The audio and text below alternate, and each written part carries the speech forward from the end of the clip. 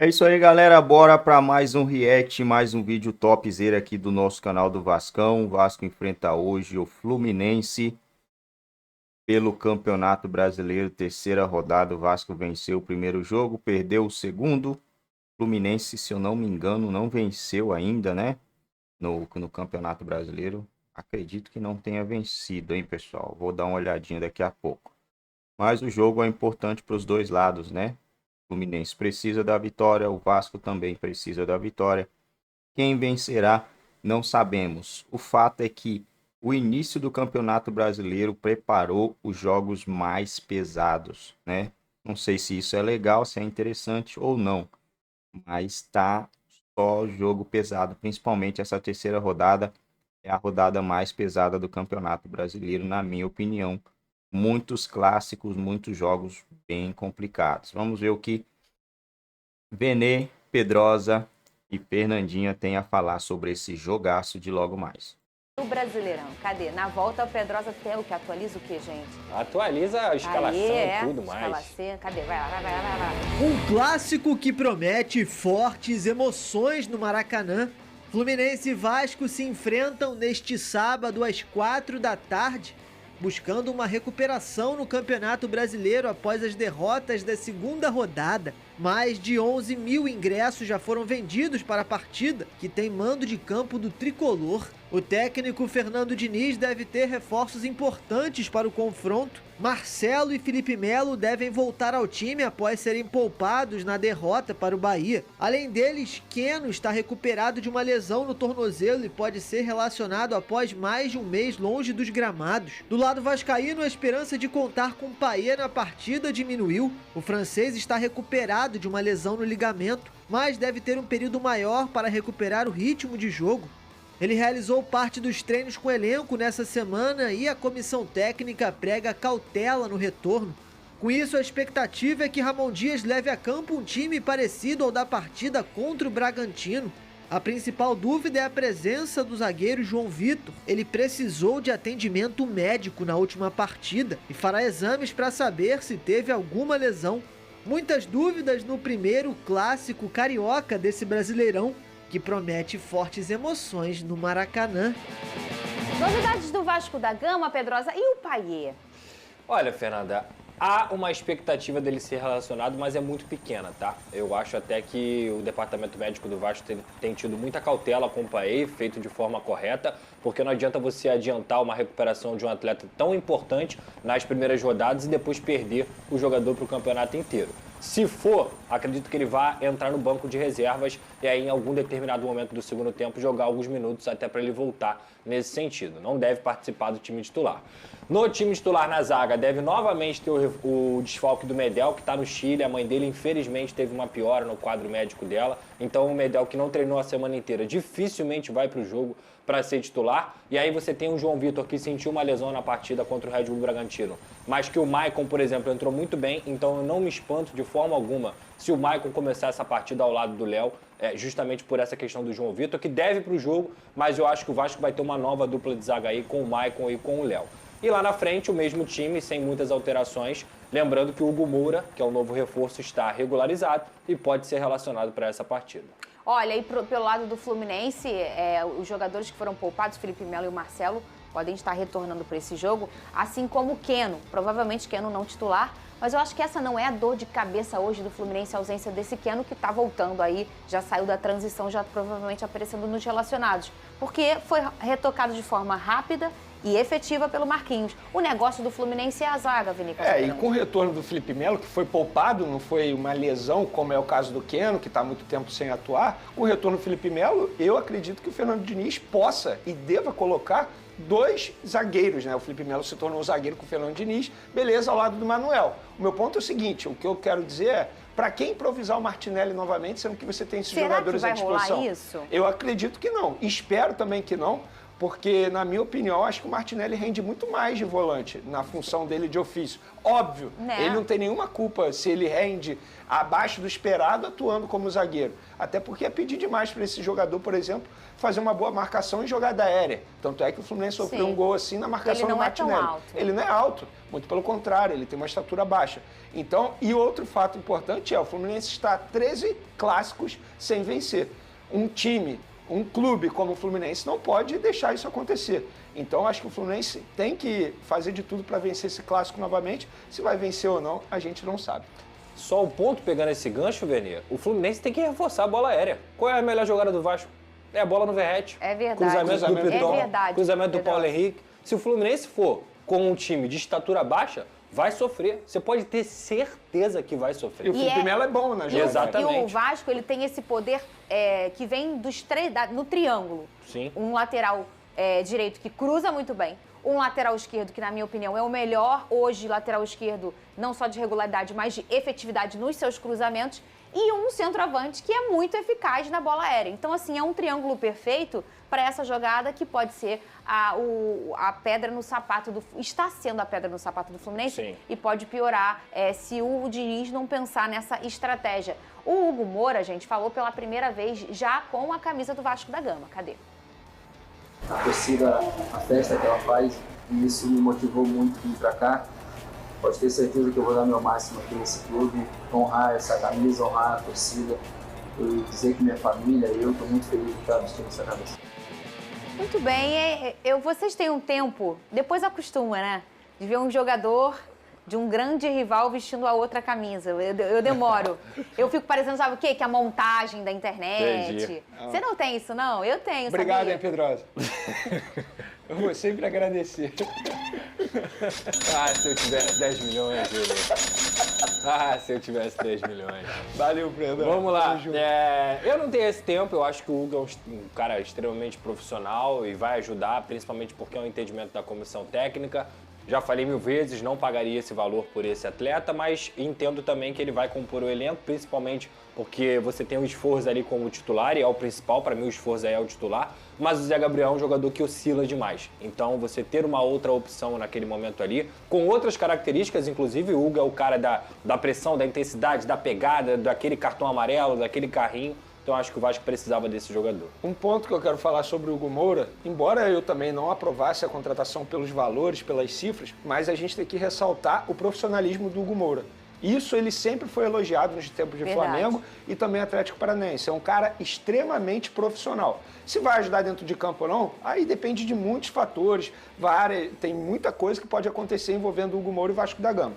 Mas o profissionalismo dele fora de campo é algo que precisa ser ressaltado. E a questão de ingresso para esse clássico, o Lucas Pedrosa? Eles até tentaram entrar em um acordo aí em relação Eles, à o Flu e o porcentagem, o Vasco. Fluminense e o Vasco, né? Mas não deu certo porque tinha a questão do lado das torcidas e historicamente esse é um problema, porque o Vasco gosta de ficar na Sul e aí o Fluminense também pegou a Sul desde o momento que começou a administrar o estádio junto com o Flamengo.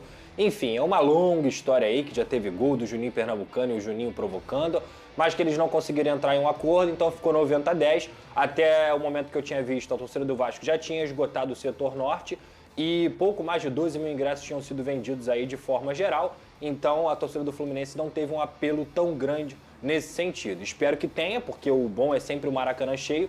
Lamento, porque para mim, clássico carioca, a melhor coisa do mundo é 50-50, tem que acontecer isso na minha visão, mas no jogo de volta eu acho muito difícil, inclusive, que esse jogo seja no Maracanã. Provavelmente vai ser em São Januário, com 90-10. Aí eu te falo, Fernandinha Maia, a gente pede tanto aqui profissionalismo no futebol brasileiro, para o futebol melhorar, para a gente ver torcida 50% de cada lado. Aí por causa de lado, de setor, a gente vai ver isso aí que o Pedrosa acabou de mencionar. Como é que o futebol vai para frente? De verdade, uma briga por causa de lado, por causa de setor. Gente, na boa, se eu sou fluminense, penso o seguinte, o Vasco é o mandante? O Vasco é o mandante ou o Fluminense é o mandante? Cara, quem é mandante escolhe o lado. E assim no retorno também. Pronto, todo mundo sai feliz. Mas agora, por uma briga infantil, O Flamengo cara. e o Vasco fizeram isso ano passado, por exemplo. Perfeito. O Flamengo e o Vasco jogaram os dois jogos 50-50 e devem repetir isso nessa Quem temporada. perde? O torcedor.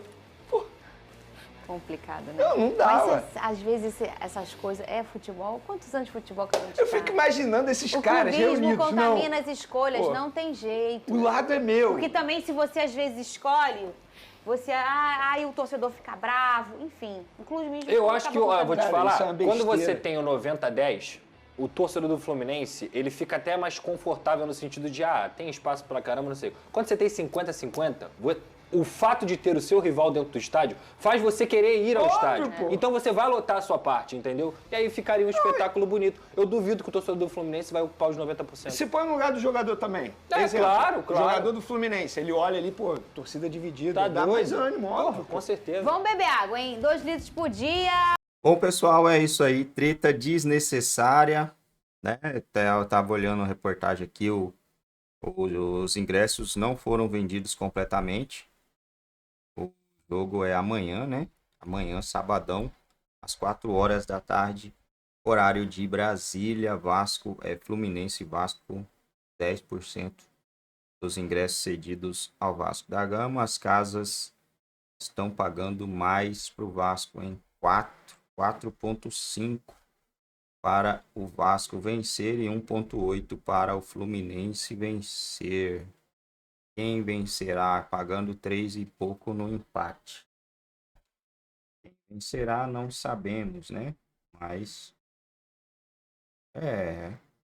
o Vasco não é favorito no jogo. O Fluminense é favoritaço, segundo as casas de aposta, né? O Fluminense não venceu, né? O Fluminense empatou uma e perdeu uma. Perdeu para quem? Deixa eu dar uma olhada. Perdeu de 2-1 para o Bahia. O Fluminense também nos últimos 1, 2, 3, 4, 5, 6, 7 jogos. O Fluminense venceu uma. Venceu uma e perdeu 3, né? Uma vitória, 3 empates e 3 derrotas. Se a gente subir para 10, são 2 vitórias, 5 empates e 3 derrotas. Caramba! O negócio tá feio aí pro lado do Fluminense, hein? O Vasco tem totais condições de vencer esse jogo, hein, galera? Dá para acreditar na vitória do Vasco. O Vasco sofreu 2 derrotas no ano, não, 3 derrotas no ano. 3 derrotas na temporada, né?